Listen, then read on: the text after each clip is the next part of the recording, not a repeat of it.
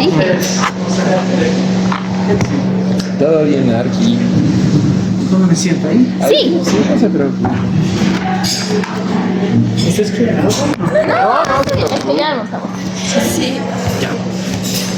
Bien. Ok, Arqui, ¿cómo estás? Cuéntenme. ¿Qué necesitan de mí? Primero, nosotros estábamos viendo... He hecho mi tarea ya.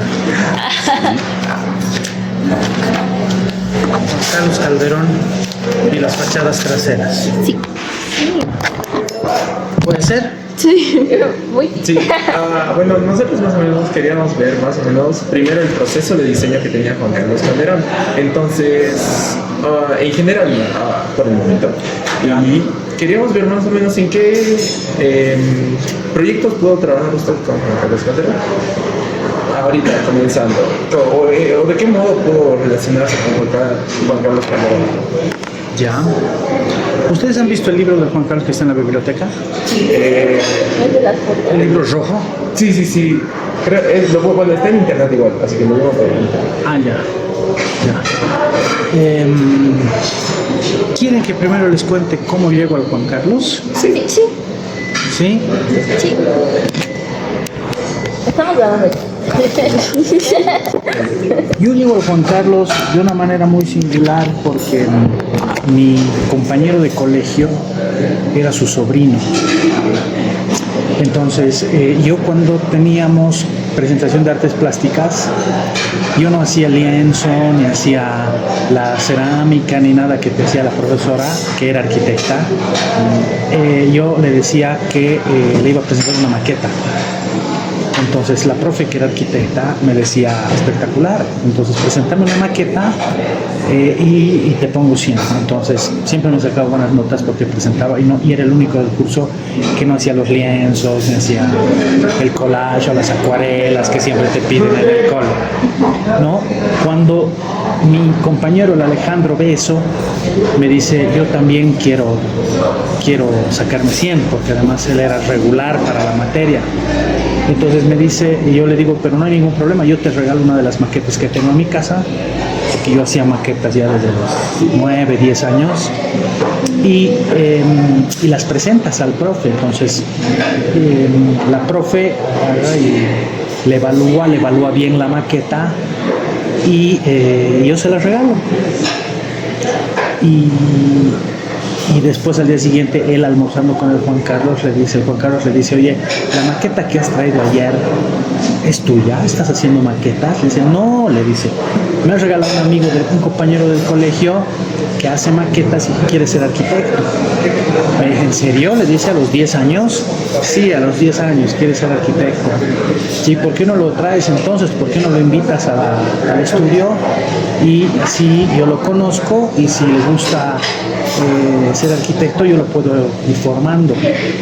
Entonces al día siguiente el Alejandro me dice, me regala el catálogo del Juan Carlos, me dice, toma, te cuento que mi tío te quiere conocer.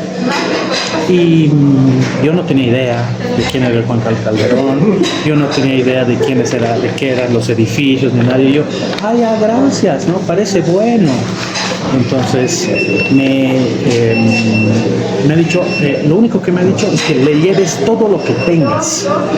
Entonces a la mañana siguiente, yo emocionadísimo porque era la primera vez que iba a conocer a un arquitecto en la vida, ¿no? Yo no le conocí nunca ningún arquitecto. Y mira con quién empiezo, ¿no? Entonces meto en 2 bolsas de basura negras todo lo que tenía, que eran yo les decía maquetas, eran unas casitas terribles que había copiado de la calle. O mi papá me imprimía unas fotos de un edificio que le gustaba, yo copiaba los edificios. Entonces le llevo en una bolsa negra pura maquetitas y le llevo en otra bolsa negra puro planos. Pero los planos para mí eran pues dibujar un mamarracho en una hoja, doblarlo así y decir, ya bueno, sentir que era un plano, digamos. Entonces al día siguiente lo conozco al Juan Carlos, voy a su oficina y me dice, a ver, ¿qué tienes? Y empiezo a llenarle las mesas con lo que tenía, parecía una tienda de alacitas. Y el Juan Carlos me dice, oye, ¿quieres ser arquitecto, no? Sí, le digo, es lo que más quiero en la vida. Entonces, ¿qué te parece si te vienes a trabajar conmigo una vez al mes y te voy a enseñar a pintar, te voy a enseñar perspectivas, te voy a enseñar a cómo manejar las escuadras, comprarte unas escuadras. Entonces emocionado voy y ya con mis escuadras nuevas, entonces yo iba una vez al mes a la oficina del Juan Carlos a que me enseñe a pintar. Entonces generalmente yo llegaba tipo 3:30 de la tarde, 4, y siempre habían cosas que hacer en la oficina. Entonces primero ordenaba los planos, barría, desempolvaba, y ya cuando él terminaba sus reuniones a las 7, 7:30, recién se sentaba conmigo y me enseñaba a dibujar, a pintar, a difuminar, a hacer cosas, y estaba en primero intermedio. Cuando estaba en tercero intermedio ya iba 3 veces a la semana. Cuando estaba en la prepromo del colegio iba todos los días, ¿no? Entonces para mí no había nada, no había nuevo, ¿no? Entonces ya dibujaba, ya pasaba limpio algunas cosas, ya era más útil. Igual barría, igual ordenaba, igual desempolvaba, pero ya era más útil. Entonces cuando me ha tocado postular a la facultad, ustedes entenderán que para mí el prepa se me ha hecho terriblemente fácil, porque ya venía formado con el tema del Juan Carlos. Y el Juan Carlos cuando viajaba a fin de año me dejaba 3 libros, y cuando se iba de vacaciones a fin de año me dejaba 3 libros y me dice, para cuando vuelva quiero el resumen de estos libros. Entonces eran libros de Wright, eran libros de Tadawam, eran libros de arquitectos que me metían muchísimo más en la carrera. Entonces he llegado por una maqueta al Juan Carlos, sin saber que era el Juan Carlos. Y después ya con el tiempo me he dado cuenta quién me estaba enseñando a hacer todo. Entonces en parte tengo esa formación, ¿no? Ya, entonces, bueno, fue una buena historia de origen aquí, para que nosotros no Lindísima, de las más lindas que me ha pasado en la vida. Sí, porque nadie se espera que llegues a un arquitecto así No. de la nada. Tan grande. Nunca, yo no sabía quién era. Sí, es como que un niño de 10 años te pongas a trabajar con Frank Lloyd Wright sin que se... Yo después en primero medio recién he caído en cuenta de con qué calibre de arquitecto estaba trabajando. Entonces ahí he dicho, wow, así le preguntaba cosas, cómo había diseñado la Hansa, y nuestras charlas de 7:30 de la noche para arriba eran bonitas, porque me contaba las anécdotas de los diseños, de los dibujos, etcétera, y me hacía pintar con él, cosa que todavía tengo, todavía pinto y todavía dibujo como él, no como él, pero Intentando comer. muy parecido a lo que a él le hubiera gustado. Qué bonito. Está súper archi, de hecho, incluso algo de ahí que me llamó la atención, que mencionó, fue que, que pasaba demasiado tiempo con él. Entonces tal vez podría decirnos o contarnos más o menos cómo es que el arquitecto pensaba, o cómo es que él, su proceso de diseño. Porque, bueno, nosotros en taller tenemos el proceso proyectual, sí, es el proceso proyectual.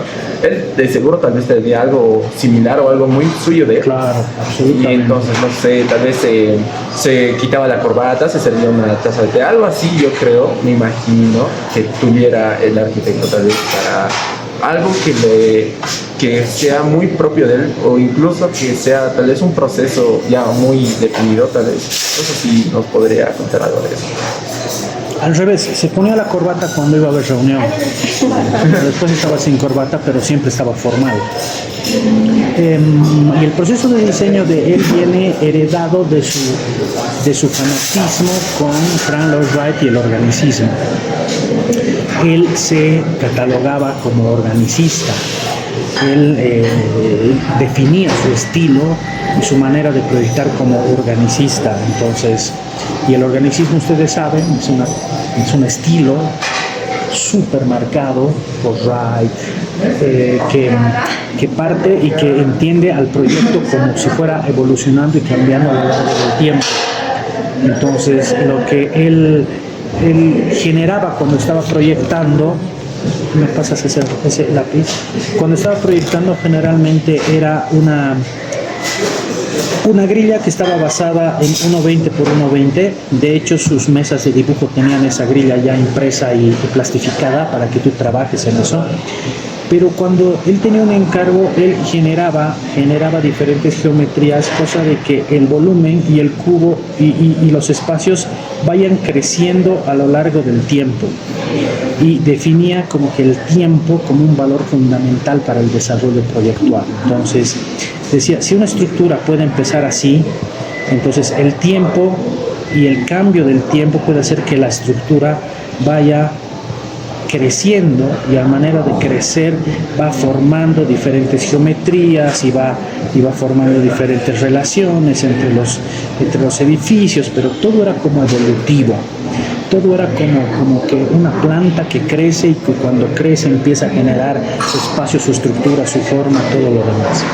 Muy diferente de lo que nosotros pensamos, ¿no? De lo que profesamos. Por eso la segunda parte de la historia de mi relación con el Juan Carlos no es tan bonita, porque yo cuando decido irme a estudiar al exterior, yo decido en algún sentido romper ese cordón umbilical que yo tenía con el Juan Carlos, porque a mí me conocían mucho como el discípulo de Juan Carlos, pero yo no quería que me digan el discípulo de Juan Carlos, yo quería que me digan Ismael Carvajal.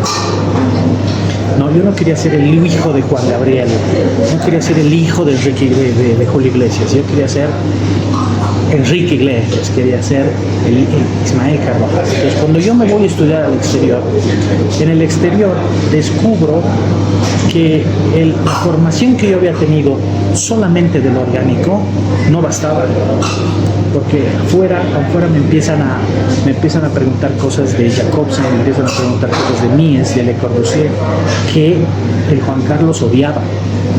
No, Juan Carlos no podía ni ver un libro de Le Corbusier. Para él Le Corbusier era un criminal.